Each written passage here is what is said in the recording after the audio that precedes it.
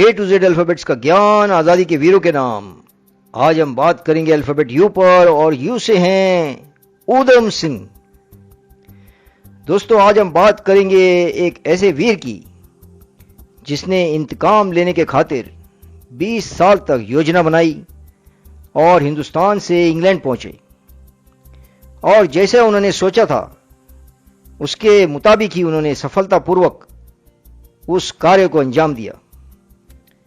जी हां, उन्होंने general O'Dwyer को उनके ही घर, उनके ही देश में जाकर भरी सभा में सबके सामने बुलाया और फिर पिस्तौल की गोलियों से उन्हें मारकर यह सिद्ध कर दिया कि कैसे खून का बदला खून होता है और जुल्म करने की सजा किसे कहते हैं।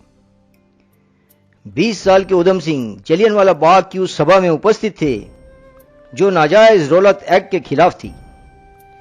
लोग आए थे अपनी नाखुशी, नाराजगी व्यक्त करने के लिए, लेकिन जनरल ओडायर ने सैनिकों को फायर करने का हुक्म दे दिया और उन्हें बेदर्दी से भून दिया।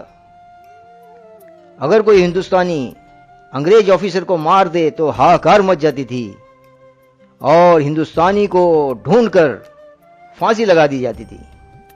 तो इस प्रकार वो अपने देशवासियों की जान की कीमत बखूबी जानते थे, परंतु जब हिंदुस्तानियों की बात हो तो वो ये भूल ही जाते थे कि ये भी खुदा के ही बंदे हैं।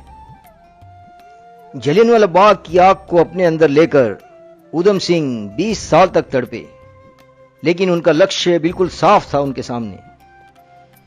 उन्होंने दिन और जगह मुकर्रर की कैक्सटन हॉल, लंदन, जहां ईस्ट इंडिया एसोसिएशन और सेंट्रल एशियन सोसाइटी की एक मीटिंग में जनरल ओडायर को बुलाया गया था कुछ बातचीत करने के लिए। रिवॉल्वर को साथ रखने के लिए उन्होंने एक मोटी किताब ली और उसको बीच में से रिवॉल्वर के आकार में काट लिया और रिवॉल्वर छुपा ली। जब मीटिंग खत्म हुई तो उन्होंने ओडायर को नाम से पुकारा और फिर 2 गोलियां उनमें दाग दी।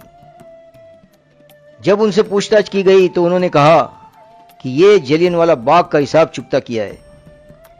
इससे बड़ा सम्मान मेरे लिए क्या हो सकता है कि मुझे मौत मिले मेरे देश के खातिर। उन्होंने ये भी संदेश दिया कि मुझे दूसरे ब्रिटिश लोगों के साथ कोई शिकायत नहीं, मेरे हिंदुस्तान से ज्यादा इंग्लैंड में दोस्त थे, लेकिन मुझे केवल तकलीफ है जालिम ब्रिटिश हुकूमत से। अगर उनके बचपन पर नजर डालें तो उनका जन्म हुआ 26 दिसंबर 1899 सुनम, पंजाब में। उनका नाम रखा था शेर सिंह। छोटी उम्र से आजादी की लड़ाई में जुट गए। वो HRSA और गदर पार्टी के सदस्य थे और भगत सिंह को अपना गुरु और आदर्श मानते थे। हिंदुस्तान में अनेक जगह पर उनका नाम जोड़कर उनका सम्मान बढ़ाया। उन्हें शहीद आजम सरदार ऊधम सिंह का खिताब दिया। उत्तराखंड की एक डिस्ट्रिक्ट को उनका नाम दिया ऊधम सिंह नगर। उनके ऊपर एक म्यूजियम बनाया जलियांवाला बाग में, अमृतसर गोल्डन टेम्पल के बाहर। अनूपगढ़ में एक चौक का नाम रखा शहीद ऊधम सिंह चौक, और उनके शहर में उनके घर में एक म्यूजियम बनाया।